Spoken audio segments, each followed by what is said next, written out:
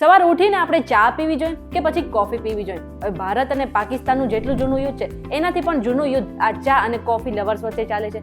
જે લોકો ચા પીવે છે એ લોકો એમ કહે છે કે કોફી ના પીવી જોઈએ, તેનાથી આપણા શરીરને ઘણું બધું નુકસાન થાય છે. અને બીજી તરફ જે લોકો કોફી પીવે છે એ લોકો એવું કહે છે કે ચા આપણે ભૂલથી પણ ક્યારેય ન પીવી જોઈએ. હવે આ બંને ઉપર ઘણા બધા રિસર્ચ થઈ ગયા છે અને એમાં ઘણા બધા ફેક્ટ્સ પણ બહાર આવ્યા છે. અને સૌથી મોટો ફેક્ટ એ છે કે ચા અને કોફી પીવાના ફાયદા ઘણા છે, પરંતુ તેની સામે ચા અને કોફી પીવાના નુકસાન પણ એટલા જ છે. હવે આ બંનેમાંથી આપણા શરીરને શું ઓછું નુકસાન પહોંચાડે છે એ જાણવા માટે આ વિડીયો આખો જોઈ લેજો. અને પહેલા પ્લે સ્ટોર પર જઈને તમે અમારી એપ્લિકેશન પણ ડાઉનલોડ કરી લેજો.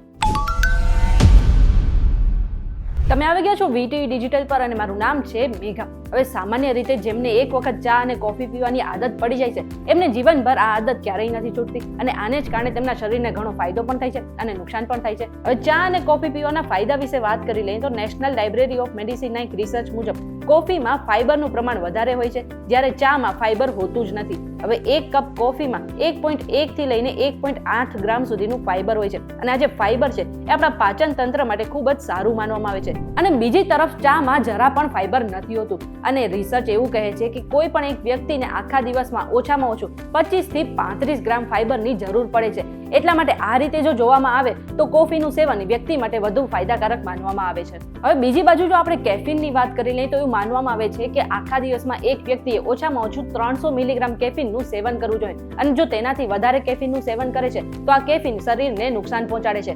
હવે એ વાત કરી લઈએ કે ચા અને કોફીમાં કેટલું કેફીન જોવા મળે છે. તો ઘરે બનાવેલી 150 મિલીલીટર કોફીમાં 80 થી 120 મિલીગ્રામ કેફીન હોય છે અને ઇન્સ્ટન્ટ કોફીમાં 50 થી 65 મિલીગ્રામ કેફીન હોય છે. બીજી તરફ ચાની વાત કરી લઈએ તો 150 મિલીલીટર ચામાં 30 થી 65 મિલીગ્રામ કેફીન જોવા મળે છે. ગ્રીન ટીમાં 20 થી 45 મિલીગ્રામ અને મસાલા ચામાં 30 થી 50 મિલીગ્રામ કેફીન હોય છે. એટલે કે ચામાં કોફીની તુલનામાં ઓછું કેફીન હોય છે અને આ જે કેફીન છે એ આપણે આખા દિવસમાં શરીરમાં એનર્જી રહે એના માટે ખૂબ જ જરૂરી છે, પરંતુ વધારે પડતા કેફીનનું સેવન કરવાથી આપણા શરીરને હાનિ પણ પહોંચે છે. એટલા માટે જો તમે તમારા કેફીનનું પ્રમાણ ઓછું કરવા માંગો છો તો તમારે આજથી ચા પીવાની શરૂઆત કરી નાખવી જોઈએ. આ સિવાય ચા અને કોફી બંનેમાં એન્ટીઓક્સિડન્ટ હોય છે જે આપણે ઘણી બીમારીથી બચાવે છે, પરંતુ ચામાં ખાસ કરીને એલ-થેનાઇન નામનું એમિનો એસિડ હોય છે જે સ્ટ્રેસ ઓછું કરે છે અને મનને શાંત કરે છે. બીજી તરફ ઘણા લોકોને કોફી પીવાથી સ્ટ્રેસ જે છે વધી જાય છે અને બેચેનીનો પણ અનુભવ કરે છે.